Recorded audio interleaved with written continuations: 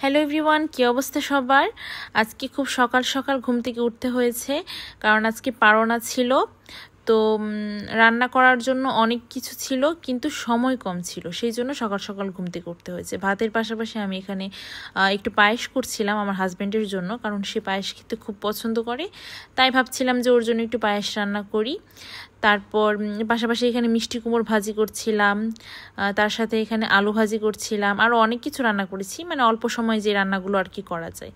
তো খাওয়া দাওয়া শেষ করে আমি আমার ছেলের সাথে একটু দুষ্টুমি করছিলাম, ওকে আমি বারবার ডাকছিলাম, কিন্তু সে আমাকে একটুও সাড়া দিচ্ছিল না। মোট কথা সে আমাকে পাত্তাই দিচ্ছিল না। তো সারাদিনের রান্নাবান্না একবারেই শেষ করাতে সারাটা দিন কোনো কাজ ছিল না, খুবই বোরিং লাগছিল। তো ভাবছিলাম কি করব, হঠাৎ করে মনে হলো যে একটু শাড়ি পরি, একটু সাজগুজ করি। তো শাড়ি খুঁজতে গিয়ে এই দুটো শাড়ি আমার চোখে পড়লো। ভাবছিলাম যে অনলাইন থেকে তো অনেক শাড়ি কেনা হয়, কিন্তু পরা হয় না। যেমন এই দুটো শাড়ি, আরও অনেক শাড়ি আছে যেগুলো অনলাইন থেকে আমি কিনেছি, কিন্তু আমার পরা হয় না।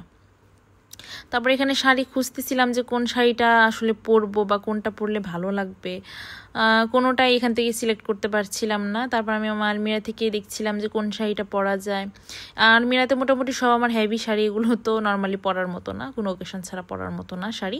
তো একটা শাড়ি পেয়েছি, মিষ্টি কালারের একটা শাড়ি। এই শাড়িটা আমার খুব পছন্দের একটা শাড়ি, মানে এই রংটাই আমার খুব পছন্দ। তো মিষ্টি কালার শাড়ির সাথে কিছু জুয়েলারিও বের করে নিয়েছিলাম। এখন দেখা যাক এই জুয়েলারিগুলো পরে শাড়ির সাথে আমাকে কেমন লাগে। তো থ্যাংক ইউ।